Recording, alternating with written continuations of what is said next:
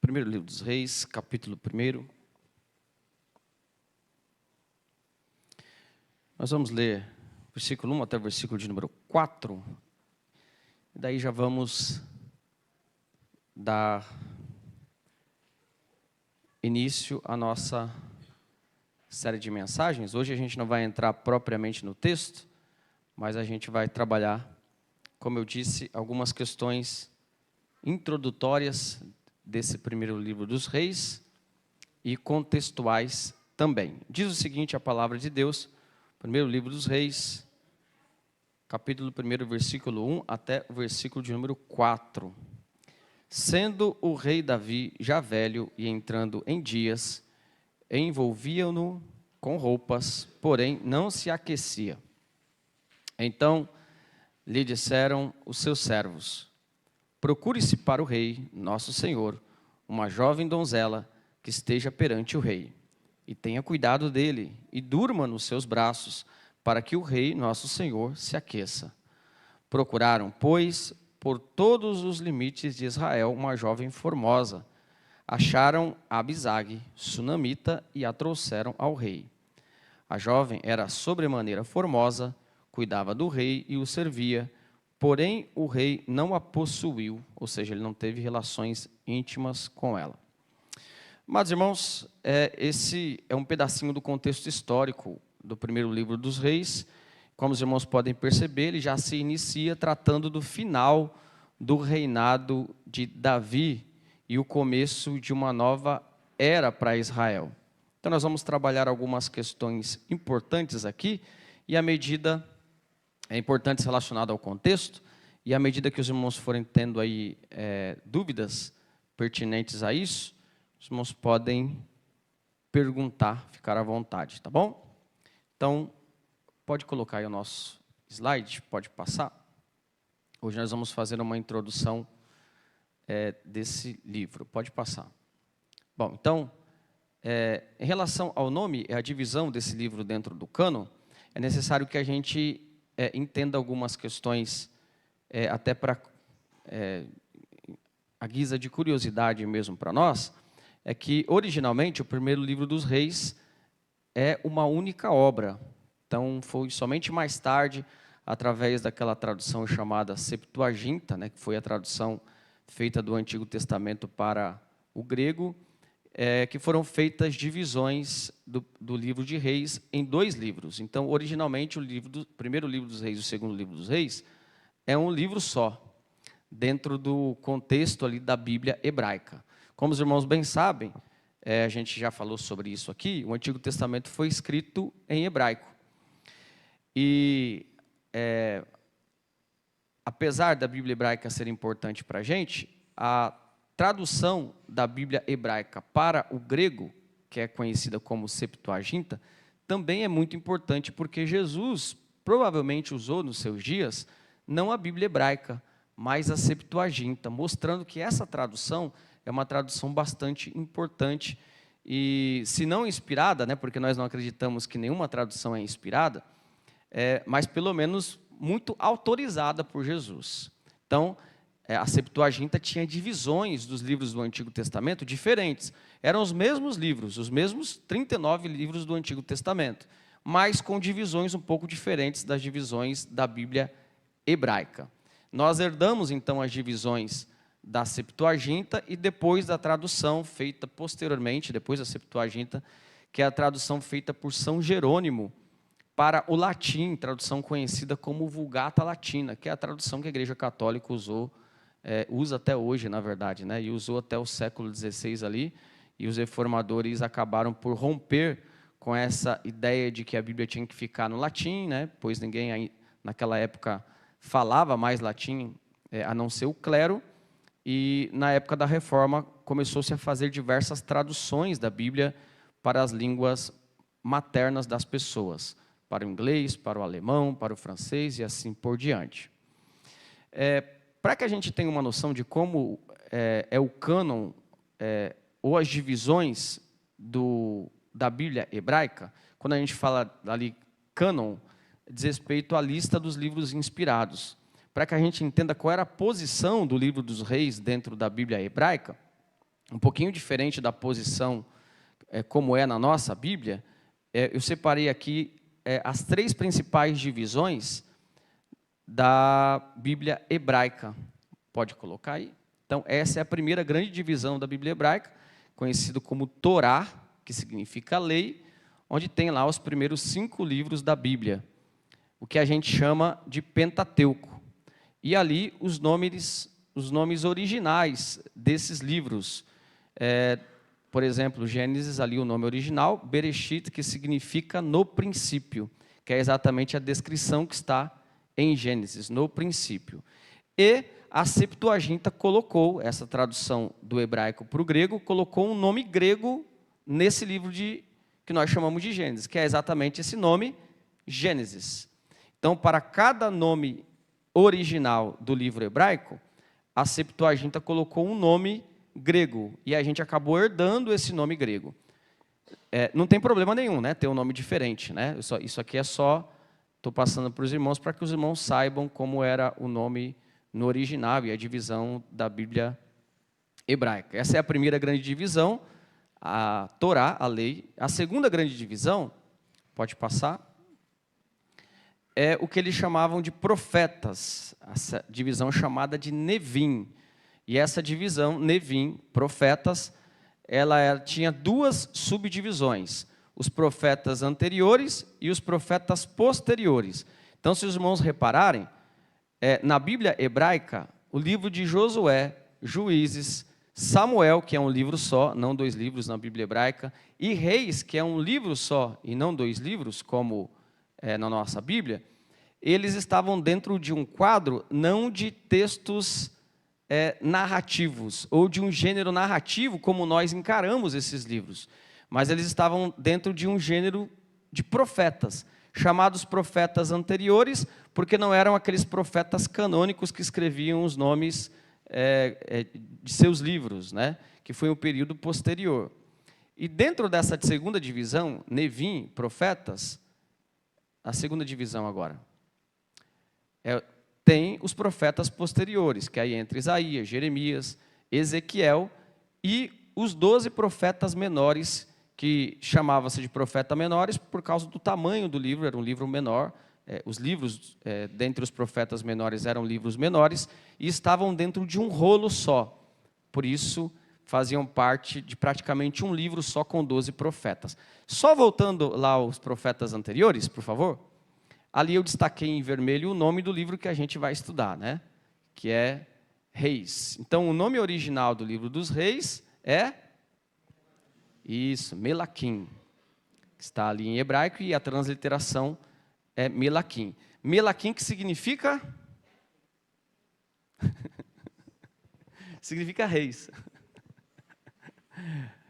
É o plural de Melach, que é rei, né? Melaquim, a língua hebraica, muita coisa que termina com in é plural. Eu já dei o exemplo para os irmãos do nome de Deus, né? Elohim. Elohim é plural, como se fosse deuses, né? Uma forma plural de Deus. Pode passar.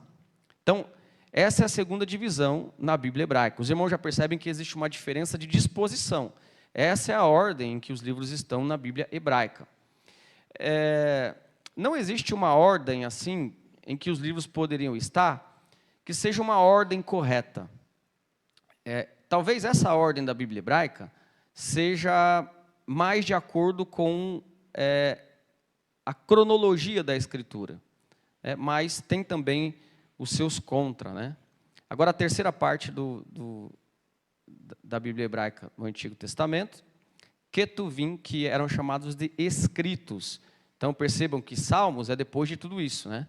Salmos, Provérbios, Jó, Cantares, que até aí são livros que a gente chama de livros poéticos, Ruth, pode passar, Lamentações, Eclesiastes, Esther, Daniel. Veja que Daniel não faz parte na Bíblia hebraica dos profetas, né?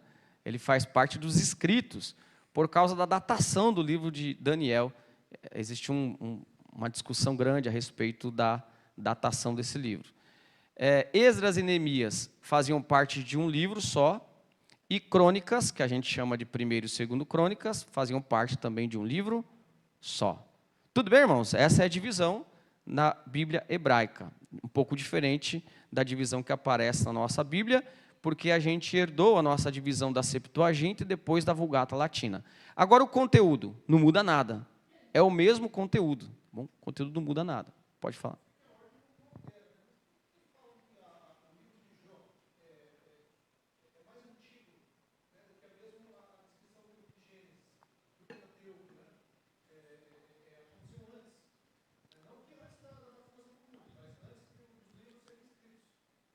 Isso.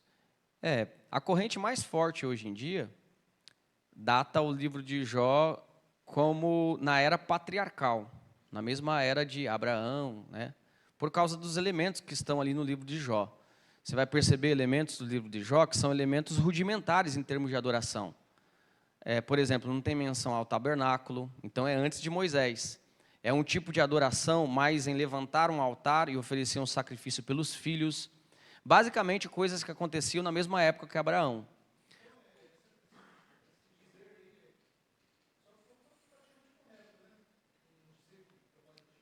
Tem sentido. Agora, a gente tem que fazer separação de algumas questões. A história do livro de Jó, com certeza, se passa na era patriarcal, por causa dos elementos. Agora, quando essa história foi escrita, aí que é complicado, tá entendendo? Essa história pode ter sido escrita por algum daqueles amigos de Jó, Elifaz, Bildade, Zofar, ou até mesmo Eliú, que aparece depois, que é considerado um dos candidatos a ter escrito o livro de Jó. Se foi escrito por Eliú, então a datação de escrita do livro de Jó ela é muito antiga, comparada a Gênesis mesmo. Agora, se não foi escrito por Eliú, se foi escrito como... Existem traduções que atribuem o livro de Jó a Salomão, aí é um livro muito mais recente do que Gênesis. Então, em termos assim, da época que se passa a história do livro de Jó, não tem dúvida, é uma época muito antiga. Agora, quando a pessoa escreveu essa história, aí fica difícil dizer se foi lá na época de Gênesis ou se foi até na época de Salomão, que é um período bem posterior. Algumas Bíblias trabalham, aí Bíblias que são escritas em ordem cronológica, né, trabalham com a ideia de que o livro de Jó foi escrito lá na época de Gênesis, mas a gente não tem nenhum indício disso. Por quê? Por um simples fato, né? O livro é anônimo. O livro não começa dizendo assim, ó, eu, fulano, estou escrevendo esse livro. Se tivesse uma menção, aí ficaria muito mais fácil. Por exemplo, se tivesse escrito assim, livro de Salomão, que Salomão escreveu sobre a história de Jó. Aí a gente saberia que esse livro foi escrito na época de Salomão. Você fez uma pergunta, Felipe, que é importante para nós dentro desse assunto, para que a gente faça uma separação entre a história em si e o momento que aquela história foi escrita. Porque, imagine o seguinte, vou usar uma comparação aqui. Imagine vamos pensar um pouco na história de Juquiá, né? O Banks chegou aqui, praticamente fundou a primeira igreja, né, do Vale do Ribeiro e tudo mais. E ele escreveu algum livro? Eu não estou lembrado se ele escreveu algum livro sobre isso, o Banks, do próprio punho dele. Não. Então, a história ela se passa numa data. Depois, a filha do Banks ela escreveu um livro. Só que o momento da escrita do livro já é um momento posterior ao momento do acontecido. Agora, imagine que um neto do Banks fosse lá e acrescentasse mais alguma coisinha naquele livro. Aí a gente diria que esse livro tem vários autores. E esses autores compilaram esse livro, essa história, a mesma história que aconteceu, de maneiras diferentes. Ou, de maneira diferente, não, em períodos diferentes. Isso acontece muito com a Escritura. Por exemplo, o livro dos Salmos. Cada salmo foi escrito em uma época. Tem vários autores. Agora, alguém compilou o livro dos Salmos em um determinado período. Provavelmente, a tradição atribui, o que é mais provável, né, Esdras, que era um escriba, que compilou o livro dos Salmos, os 150 livros. Mas veja, existe uma diferença entre o que aconteceu em cada salmo, o momento em que foi escrito e o momento em que aquilo ali foi compilado por um organizador. Então, são coisas diferentes. Agora, o que a gente acredita que é inspiração? É tudo isso. Quem escreveu estava inspirado, quem compilou também era inspirado por Deus. Quem fez a compilação, fez também por inspiração. Então, a gente entende que tanto a história, quem recebeu a história, como quem compilou a história, ou quem organizou em um rolo, estavam inspirados por Deus. Tudo isso entra no processo de inspiração. Por exemplo, o Evangelho de Lucas foi escrito lá cerca de 20 a 30 anos depois que Jesus ascendeu aos céus. A história que se passa no Evangelho de Lucas aconteceu antes do próprio Evangelho ser escrito. Então, a história tem uma data. Lucas escreveu em outra data, numa data posterior. E o que Lucas disse quando ele escreveu Lucas e Atos? Ele disse que ele fez uma pesquisa. Então, o que Lucas fez, na verdade, foi uma compilação de narrativas. Organizou tudo aquilo, e aquilo é o Evangelho de Lucas e Atos dos Apóstolos. Então, tão inspirado quanto o próprio acontecimento, é a compilação desse acontecimento ou dos textos. Por isso que essas datas são muito discutidas. Quando aconteceu? Às vezes dá para saber quando aconteceu. Mas quando foi escrito? Aí às vezes fica muito difícil se não tem uma autoria. Então, mais ou menos por aí. Tudo bem, irmãos? Alguma pergunta sobre isso? Pode falar.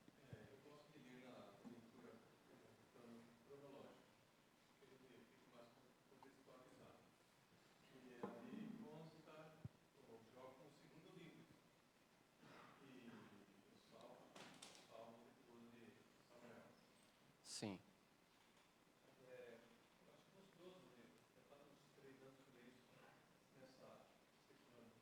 Sim. Quem coloca Jó como o segundo livro depois de Gênesis, faz uma interpretação.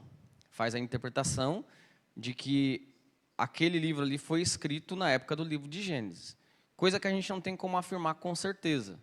Mas a história de Jó, sem dúvida, é uma história antiquíssima. Muito antiga. Mas é difícil estabelecer uma cronologia. Tudo bem, meus amados? Então, essa é a ordem que aparece na Bíblia hebraica. Por isso que quando Jesus fala assim, veja na lei e nos profetas. Lembra-se que Jesus cita isso? A lei e os profetas dão testemunho. Então, quando ele está falando a lei e os profetas, ele está citando aquelas divisões do Antigo Testamento. Divisões que não são familiares para a gente, mas eram familiares para os judeus. Tudo bem? Então, o livro dos Reis é um livro só originalmente. No nosso cânon ele aparece como 2 livros e o seu nome é Melaquim, que significa reis. Pode passar. Em relação ao assunto do livro dos Reis, especialmente desse primeiro livro dos Reis, nós poderíamos resumir da seguinte maneira: a infidelidade nacional para com as alianças deuteronômica e davídica trouxe o juízo deliberado de Deus sobre a monarquia teocrática depois de várias demonstrações de sua paciência e misericórdia em virtude das promessas davídicas que aguardavam um cumprimento final. Esse é um resumo de todo o conteúdo do primeiro livro dos Reis. Primeiro e segundo, que a gente está colocando como se fosse um volume só. Então, reparem nos detalhes dessa descrição. A infidelidade nacional. O livro dos Reis, ele retrata a infidelidade do povo de Deus. Infidelidade dos profetas, muitas vezes. Não tinha só profetas verdadeiros, muitos profetas falsos. Na verdade, a quantidade de profetas falsos se sobressaía em relação aos profetas verdadeiros. Infidelidade dos sacerdotes, infidelidade dos reis. Infidelidades a quê? A aliança deuteronômica. A aliança deuteronômica é como é chamada a aliança que Deus fez com o povo no Sinai, através de Moisés. A aliança da lei. Lembra-se quando Deus diz o seguinte, se vocês obedecerem à minha lei, vocês serão abençoados no campo, abençoados na cidade, e assim por diante. Tem uma série de bênçãos e também tem uma série de maldições. Isso é uma demonstração ali da aliança da lei, que é chamada aqui de aliança deuteronômica, e os resultados de se quebrar essa aliança. O povo colheria maldição, juízo de Deus, porque eles quebraram a aliança de Deus. Eles se desviaram por caminhos de idolatria, por caminhos por copiar outras nações e assim por diante. E também por quebrar a aliança, elementos ali da aliança que Deus tinha feito com Davi. Percebam que esse primeiro livro dos reis narra isso, narra uma quebra da aliança davídica. Qual foi a quebra da aliança davídica no primeiro livro dos reis? O fato de que as tribos se dividiram. E no Reino do Norte, como nós vamos estudar no momento devido, houve um rei, Jeroboão, que não era da descendência de Davi. Essa é uma quebra por parte do ser humano, por parte do povo de Deus, dos elementos ali da aliança que Deus tinha feito com Davi. Então, basicamente, os assuntos do primeiro e do segundo livro dos reis têm a ver com essa desobediência do povo às leis, às alianças, às prescrições que Deus tinha dado. Qual é o propósito do primeiro livro dos reis? Pode passar? O propósito do primeiro livro dos reis, então, é completar o registro da história da monarquia hebraica, dando sequência ao livro de Samuel, que é dividido no nosso cânon em 2 livros. Então, parte do propósito do primeiro livro dos reis é a legitimação da dinastia davídica pela mediação dos profetas. Veja, esse livro foi escrito para que ficasse de testemunho para o povo de Deus. Pensem no seguinte: tudo aquilo que era escrito por um motivo, para que servisse de testemunho para outra época. Assim como os evangelhos. Por que Mateus escreveu o seu evangelho? Mesmo décadas depois que Jesus já tinha ascendido aos céus. Ele escreve com um propósito, para um grupo de pessoas específico, para atestar que Jesus Cristo veio, morreu, ressuscitou e assim por diante. Assim também é o primeiro livro dos reis e o segundo livro dos reis. Foi escrito para atestar que Deus estava com o seu povo, atestar elementos da aliança davídica, atestar que todos os profetas reconheceram Davi como rei e a descendência de Davi como descendência dessa monarquia. Então, nesse sentido, o livro dos reis, para aquela época, veja, para o Antigo Testamento, servia como um atestado de tudo aquilo que Deus tinha feito em relação ao seu povo. É claro que para nós significa mais, porque se o livro dos reis fala da dinastia davídica, do reinado de Davi, aponta, obviamente, para Jesus Cristo, o Messias que viria da descendência de Davi. Para nós significa, tem um propósito mais amplo e mais nobre. Pode passar, pode falar.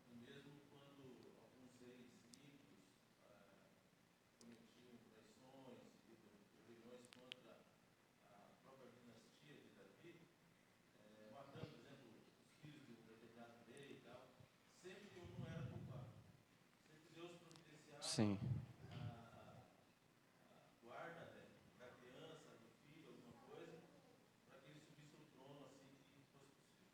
Isso mesmo.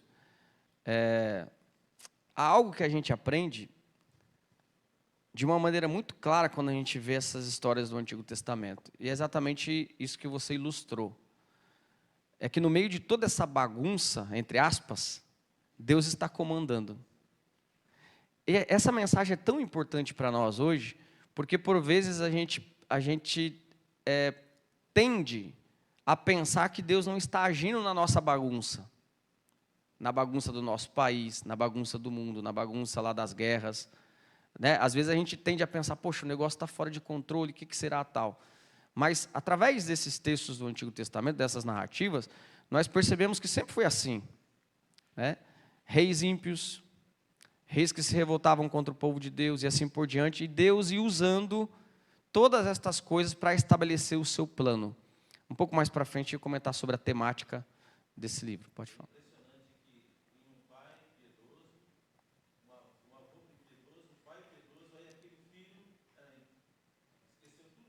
Exatamente.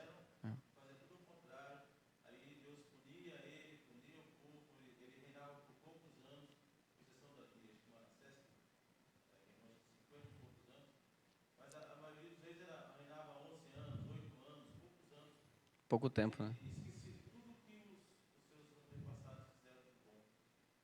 É verdade. Deus agia, né, com a sua providência, preservando. Meus irmãos, o pano de fundo histórico, para que a gente entenda o livro dos Reis, tem a ver com esses elementos principais. O povo está ali porque, afinal de contas, Deus fez uma promessa para Abraão. Esse povo é o povo descendência de Abraão, que entrou na terra prometida. O pacto davídico também faz parte do pano de fundo do livro dos Reis. Afinal de contas, pela sua providência, mesmo em meio a essas desobediências, Deus preserva a semente ali da descendência de Davi, mostrando que ele age, mesmo diante do pecado do ser humano, ele age preservando aquilo que ele prometeu, né, de acordo com as suas promessas. O êxodo e a conquista de Canaã, lembre-se que o povo de Deus havia entrado sob liderança de Josué na terra prometida, se estabelecido ali em Canaã. O elemento da monarquia em Israel, nós sabemos que nos primórdios de Israel, o povo de Israel não tinha um rei, né? Era Moisés que era o grande líder, depois Josué, depois entra o período dos juízes, que eram homens de Deus que Deus levantava esporadicamente ali, em meio a obediências e desobediências do povo, para poder liderar o povo. Então não havia um rei, mas sempre foi plano de Deus estabelecer um rei para o seu povo, né? Essa ideia monárquica é uma ideia muito forte na Escritura. É por isso que no Novos Céus e Nova Terra, nós não vamos viver numa democracia, né? Vai ser um reinado, né? Vai ser uma monarquia com um rei que nós chamamos de o nosso rei, nosso Senhor Jesus Cristo. E Deus já tinha um plano, obviamente, de que o seu povo tivesse um rei. Mas ele estabelece esse elemento através de erros e acertos do seu povo. O primeiro rei a quebrar essa era dos juízes, né? O último juiz foi Samuel, é o rei Saul, depois o rei Davi, depois o rei Salomão e depois os outros reis com o reino já dividido. Então tudo isso serve de pano de fundo, de contexto histórico, de contexto literário também, para que a gente possa entender o primeiro livro dos Reis. Pode passar. Isso, agora os temas principais que, à medida que nós formos lendo, né, vamos estudando, a gente vai abordar durante esses estudos, se Deus permitir. Se vivo estivermos, né? A avaliação do reinado de Salomão. A avaliação do reinado de Salomão é algo muito importante, especialmente no primeiro livro dos Reis, porque Salomão teve altos e baixos. Nós vamos avaliar isso, como um homem muito sábio pôde cometer pecados terríveis, né? A relação da profecia pré-clássica com a clássica. Profecia pré-clássica são aquelas profecias que foram escritas, que foram ditas, que foram proferidas por aqueles que não eram escritores, como Isaías, Jeremias e assim por diante. Depois dá uma segurada no menino lá, que ele está... O que deram para ele beber hoje? Tome cuidado com essa água ali atrás ali. Né? Deram... tem que colocar um Lexotan. Lexotan é bom para... Bom, a profecia pré-clássica, as profecias clássicas. Pré-clássico se entende em relação aos profetas que não tinham livros atribuídos ao seu nome. Elias, Eliseu, e esses profetas que apareceram antes desses livros clássicos, né? Isaías, Jeremias e assim por diante. As profecias orais e as profecias escritas, por exemplo, Elias foi um profeta da era oral, já Isaías foi um profeta da era em que as profecias eram escritas em forma de oráculos, a dicotomia narrativa e oráculos, a questão da voz profética. Veja, a figura desses profetas que traziam a vontade de Deus, elas estão interligadas com os reis. Percebam que no período dos juízes, não havia muito, de uma maneira preeminente, a figura dos profetas. No período de Moisés, Josué e dos juízes, não tinham profetas que ali apareciam, né, que eram iminentes, né, que apareciam, que eram proeminentes. Os profetas, essa figura do profeta do Antigo Testamento, que diz assim diz o Senhor, né, e traz um oráculo de Deus, olha, essa mensagem que eu trago do Senhor para vocês e tudo mais, essa figura do profeta ela está entrelaçada ao período dos reis.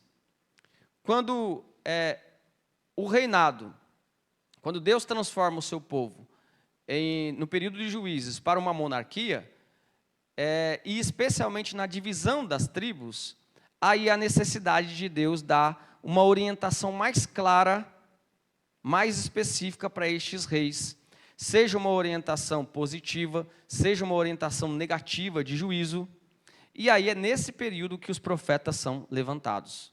Isaías, Jeremias, Daniel no período posterior e assim por diante. E é por isso que cronologicamente na nossa Bíblia não dá para perceber isso, porque nós temos o livro dos reis em um momento, né, em um dado local na nossa Bíblia, e lá depois o livro dos Salmos, Provérbios, que nós temos o livro de Isaías. Só que o livro de Isaías, a profecia de Isaías, é nessa época do livro dos reis. Aqui sim é uma coisa que a gente tem certeza. E aí a vantagem, né, em a gente estudar a Bíblia de uma maneira mais cronológica, porque às vezes a gente pode não ter essa noção, né? Isaías vem lá na frente e reis lá atrás, mas era a mesma época. Pode falar. Isso. Isso mesmo. Isso. O conteúdo registrado por Samuel, primeiro e segundo Reis, primeiro e segundo Crônicas, tem a ver com o período dos profetas, né? O conteúdo dos profetas de Isaías até Zacarias. Tirando os três últimos, né, que são pós-exílicos, né, que é Ageu, Malaquias e Zacarias. A sucessão da dinastia, a dinastia é a sucessão do trono, né, tem a ver com a sucessão do trono. Isso foi quebrado muitas vezes, o Reino do Norte quebrou muitas dinastias, não teve uma coesão em relação àqueles que ficavam no trono. Em determinados momentos no Reino do Norte, a gente vai perceber isso, um rei subiu ao trono que não era filho exatamente do rei anterior. Já no Reino do Sul, não. Deus preservou isso. Apesar da desobediência, Deus preservou a dinastia davídica, apesar de altos e baixos, né? O contexto de idolatria também, especialmente a guerra de deuses, no bom sentido, né? O baalismo contra o jeovismo, né? Como os estudiosos gostam de dizer, aqueles conflitos entre os profetas de Baal e os profetas de Deus, né, de Elias contra os profetas de Baal. Essa é uma temática bem presente também no livro dos reis, demonstrando assim a idolatria do povo e até mesmo a idolatria do povo de Deus, né? E a soberania e a responsabilidade humana. Então, isso aqui está muito, muito claro no livro dos reis. Tem muita gente que tem dúvidas sobre isso. Poxa, por que acontece tal coisa, né? Foi porque o ser humano errou ou porque Deus tem um controle? O livro dos reis vai mostrar isso claramente, né? Vai mostrar que Deus tem o controle de tudo, mesmo que o ser humano erre. Então, essas narrativas do Antigo Testamento vão mostrar a todo momento as pessoas errando. E Deus, então, mostrando que aquele erro daquela pessoa estava dentro do seu plano. Você quer ver um exemplo muito clássico disso? É o pecado de Davi com Batseba. Quem nasce do pecado de Davi com Batseba? Salomão. Então, claro que Davi errou, ele pecou. Foi um erro, do ponto de vista da responsabilidade humana, ele errou, ele é considerado culpado. Mas veja, da descendência de Salomão, filho de Davi com Batseba, que viria Jesus Cristo. Então você pode entender de duas maneiras. A atitude humana está mudando o plano de Deus? Não. Se você entender dessa maneira, simplesmente você nem é cristão. O que Deus vai demonstrando no livro dos reis? Ele vai comandando, ele vai controlando, inclusive controlando o pecado do ser humano e usando isso para cumprir os seus propósitos. Então a gente vê essa relação muito clara, né? Quando a gente for estudando os textos, a gente vai perceber. Logo nesse primeiro capítulo tem isso assim de uma maneira muito clara mesmo. O ser humano vai lá, erra, uma bagunça completa, e Deus está controlando tudo, está agindo, estabelecendo os seus planos. Aí se você olha para a situação, você pensa, poxa, né? Está errado isso daqui. Aí quando você olha a situação de acordo com o plano de Deus, aí você percebe, não, Deus sempre estabeleceu que fosse dessa maneira. É incrível isso. Pode passar.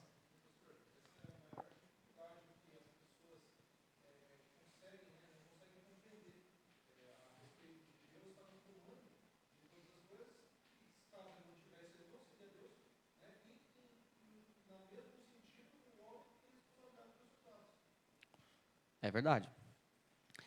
A gente costuma dizer que essas duas verdades são verdades que parecem paradoxos, né? Alguns chamam, né? Que são verdades que parecem que não se encaixam. Porque na nossa mente, na nossa lógica, ou Deus está controlando tudo, ou o ser humano que controla tudo. Na nossa lógica, não cabe muito essa ideia de que, não, Deus está controlando, mas o ser humano é responsável. Porque a gente pensa assim, não, se Deus está controlando, então ninguém é responsável. Só que a Bíblia vai mostrar essas duas coisas.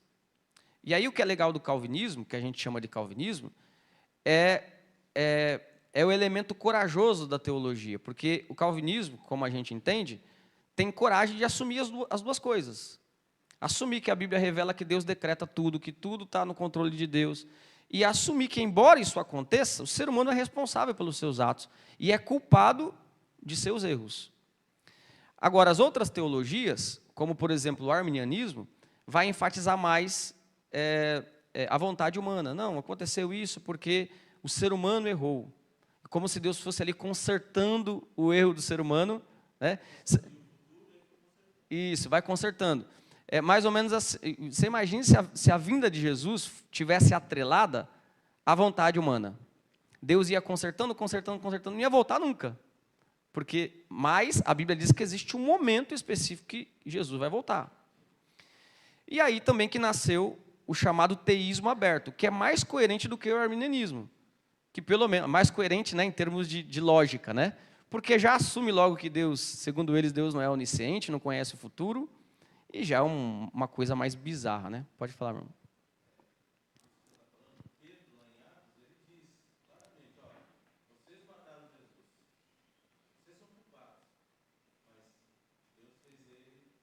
Isso. Isso.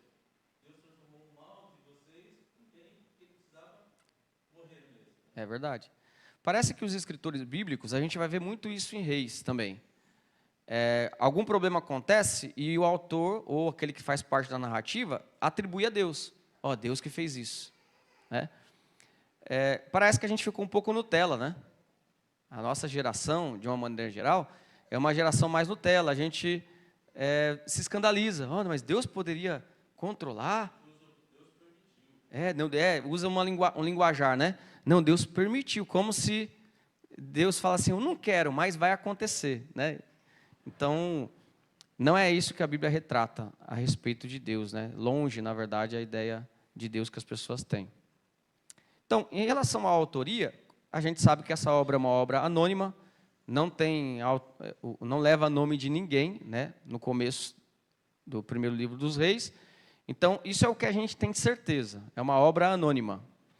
Mas existe uma tradição muito forte que atribui a escrita do livro dos Reis, que seriam os dois, né? E um só no cânon hebraico, a Jeremias. Isso por alguns motivos, porque no livro se fala muito da visão do profeta, né? Se fala dos profetas. E também tem uma tradição judaica, a tradição oral judaica que depois foi escrita, Talmud, que atribui o livro dos reis a Jeremias. Então, existe uma tradição muito forte, mas a gente não tem certeza de quem escreveu o livro dos reis. Pode passar? A data final de compilação pode ser colocada aí por volta de 550 a.C., baseado aí na reabilitação também do rei Joaquim, em 561 a.C. Essas datas, embora pareçam não ter importância, têm importância dentro da discussão acadêmica a respeito desses livros. porque aqueles teólogos que são chamados de teólogos liberais, eles sempre acreditam numa data posterior dos livros da Escritura, porque eles acreditam que teve modificações humanas e não acreditam na inspiração e assim por diante. Então, pela ideia que um estudioso tem a respeito da data de um livro, dá para saber se ele é liberal ou não. Por essa ideia dá para saber. Pode passar? O contexto histórico. O livro dos Reis cobre um período aí de 410 anos. Veja que interessante, né, irmãos? O livro dos Reis, os dois, tá? Primeiro e o segundo. 410 anos, aí, quase a idade do Brasil, né? Parece pouco tempo a gente olhando a narrativa, mas é bastante tempo. Da morte de Davi até a restauração de Joaquim, que aí acaba o segundo livro dos Reis. Bom? Eu separei alguns mapas aqui para a gente ver, vamos ver se dá para a gente perceber aqui. Acho que dá para apagar essa luz aqui.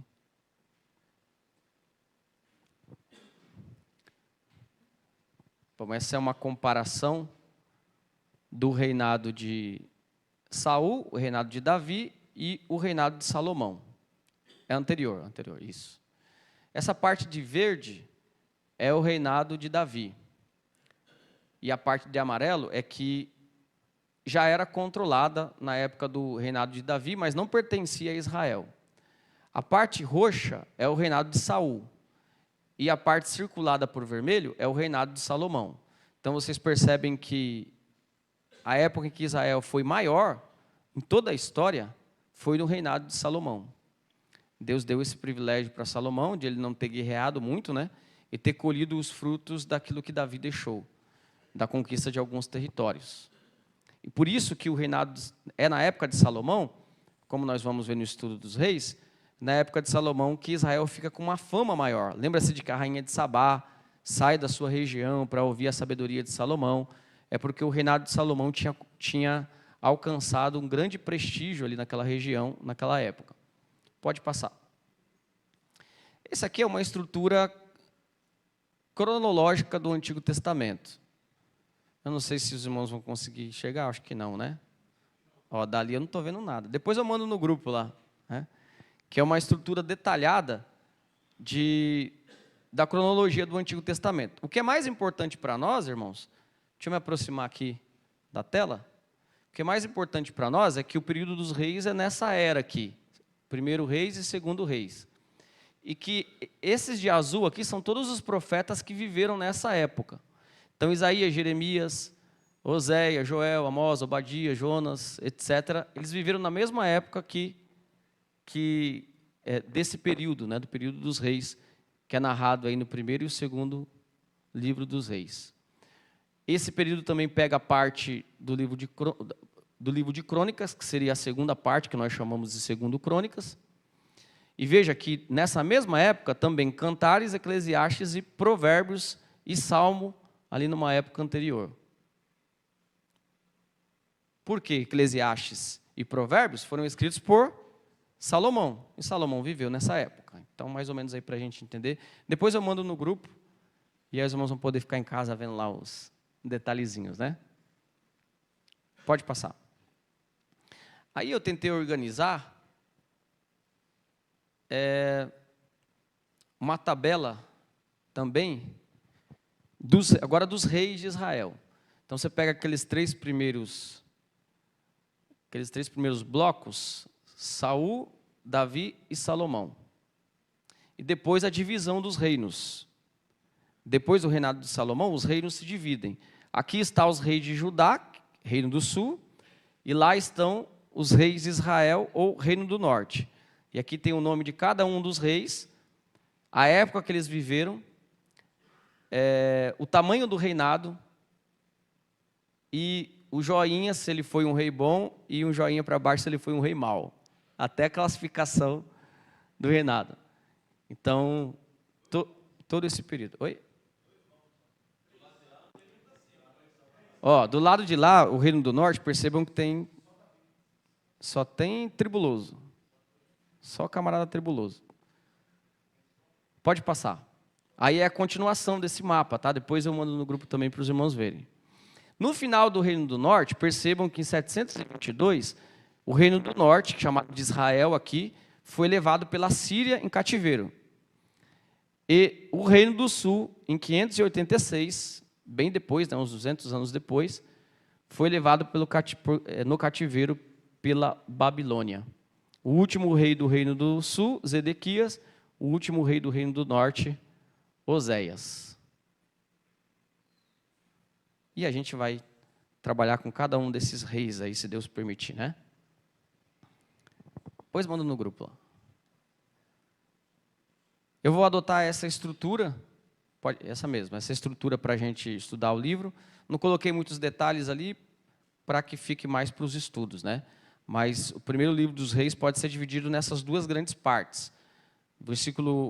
Capítulo 1 até o capítulo 11, a monarquia unida, e depois, capítulo 12 em diante, até o final, a monarquia dividida. Alguma pergunta, irmãos? Não, tem mais um slide ali antes da aplicação.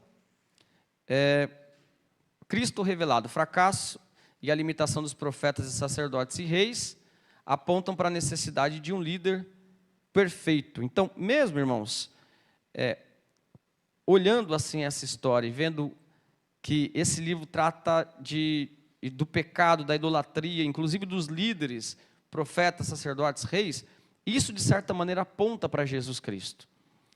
Porque é Jesus Cristo que consegue ser o rei perfeito, o sacerdote perfeito, o profeta perfeito. Então, digamos que o ser humano ele tem, até hoje, essa ansiedade, né, essa ânsia por uma liderança que não seja falha, né? Só que a gente acaba se iludindo, né?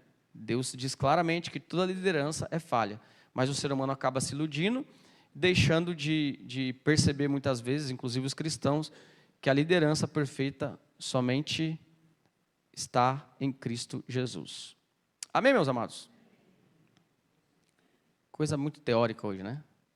Mas é bom para a gente poder entrar no estudo do texto. Vamos a algumas aplicações? Bom, a primeira aplicação que a gente percebe, irmãos, assim, claramente, dentro de tudo que a gente tem falado,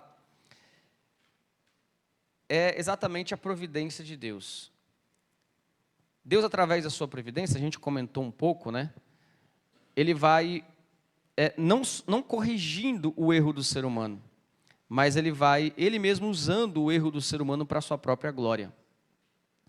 Quando eu uso essa linguagem assim, irmãos, Deus usa o erro do ser humano. Parece uma linguagem, parece algo forte, né? Não parece um negócio meio... Aí você pode pensar, será, pastor? Será que está certo o senhor dizer isso? Deus usa o pecado do ser humano para a sua própria glória? Será que está certo isso? É isso que a Bíblia revela. É isso que as nossas confissões vão dizer. A Confissão de Fé de Westminster diz que Deus, na sua providência, quando fala o capítulo da confissão sobre a providência de Deus, tem um capítulo só sobre a providência. Na sua providência, Deus usa o pecado do ser humano para a sua própria glória. E aí a nossa confissão vai destacar que Deus, mesmo assim, não é o autor do pecado. Olha só que coisa maluca, né? Que não entra na nossa cabeça.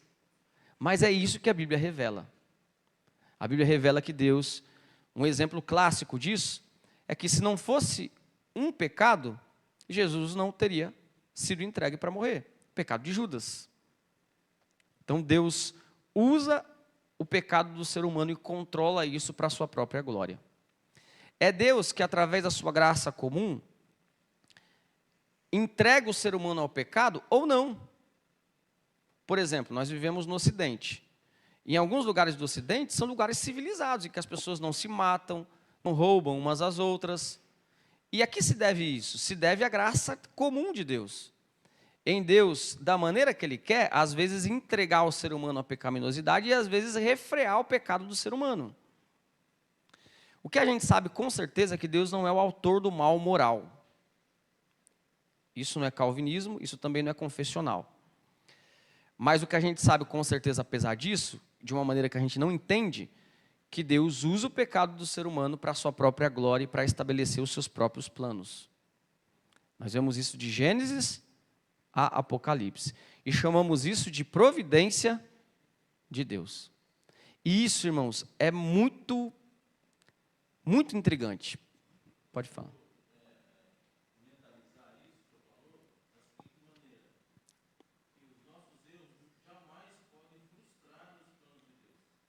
Isso mesmo.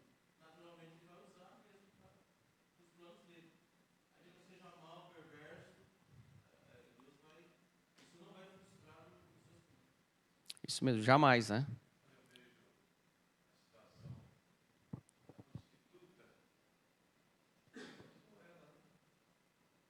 Exatamente. Rabi, a meretriz, exatamente. E repito, irmãos, não é somente Deus ir corrigindo, né? Ah, a pessoa erra e Deus vai corrigindo. É de alguma maneira, claro, inexplicável, Deus utilizando ativamente o pecado do ser humano. E veja, não somente o pecado, mas as decisões não pecaminosas também.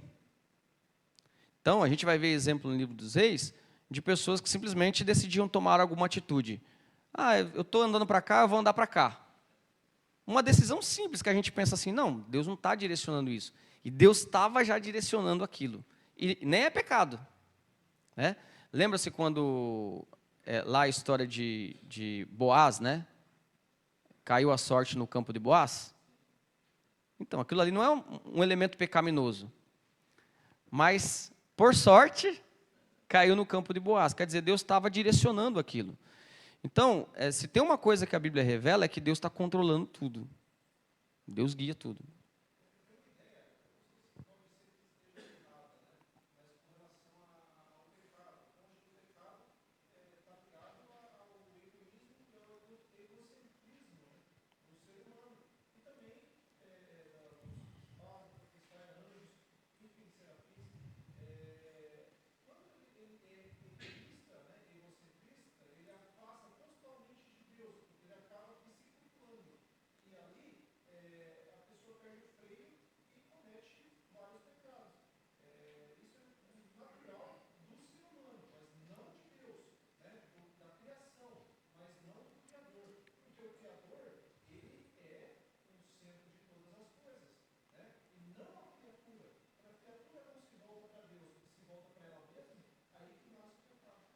Sim.